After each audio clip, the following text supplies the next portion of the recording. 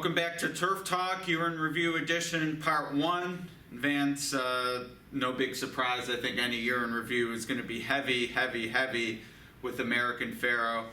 Obviously a fantastic season, as we talked in our last video. It did not end in a Sports Mammal of the Year award from Sports Illustrated, but regardless, going to be remembered for years to come. What are you going to remember most from his season? Obviously, I think it's just going to be the Triple Crown sweep. It's the first time you and I have consciously been alive to see a Triple Crown victory. We've seen so many spoiled Triple Crown bids over the years since the 1980s for both you and I, and just to see him do it in such amazing fashion.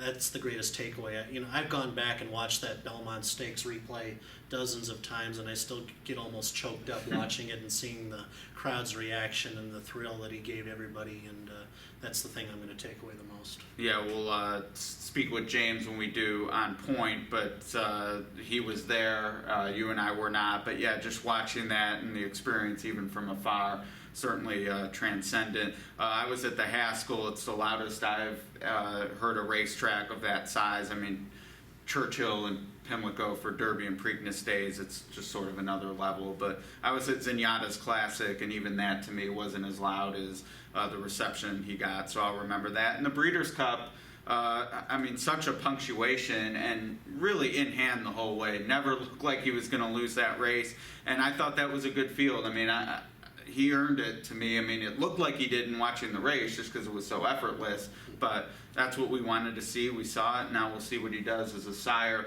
which brings me to my next question. I think historically we're going to go through the years and see where he fits against any number of horses, both that have raced before and have raced again. Of course, a lot will be made of American Pharoah in a historic context. We'll be comparing him to horses from generations ago and from generations to come. Short term, though, I'm interested in your take on what will you be looking for in 2016 that tells you whether American Pharoah had an impact on racing or not.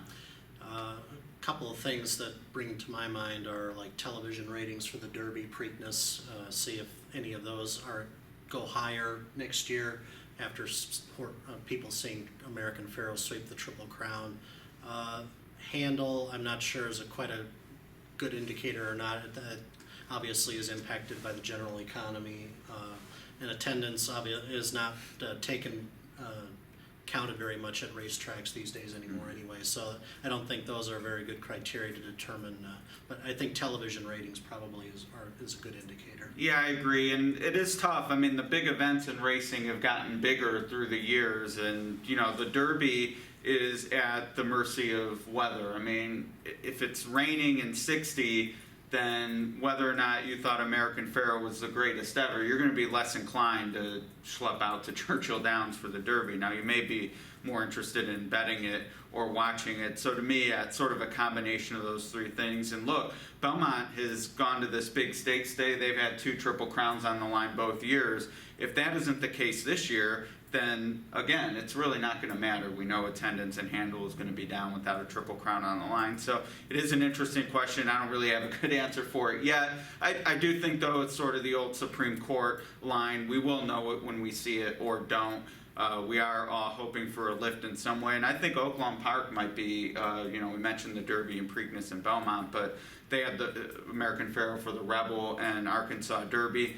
They've sort of benefited from this big event vibe as well. But there might be a boost on their whole season with the attention a horse like American Pharoah has brought to them. Yeah. I think the quality of the Kentucky Derby winner is going to have a huge effect on that. American Pharoah was only once beaten going into the race, came out of it, a good-looking winner, potential Triple Crown winner. I think every year it depends on a lot on how the Derby winner is perceived by the racing media, the fans, and the general sports media. Yeah, absolutely, and a dovetail to this question we'll cover in our next Turf Talk, but basically who we're looking forward to seeing in 2016, and as part of that, it'll be interesting, I alluded to the comparisons that are going to be made to American Pharoah for years to come, and that's going to start immediately, really, with Dortmund coming back and some others, so be interested in your take on that, so join us then. Thanks for watching.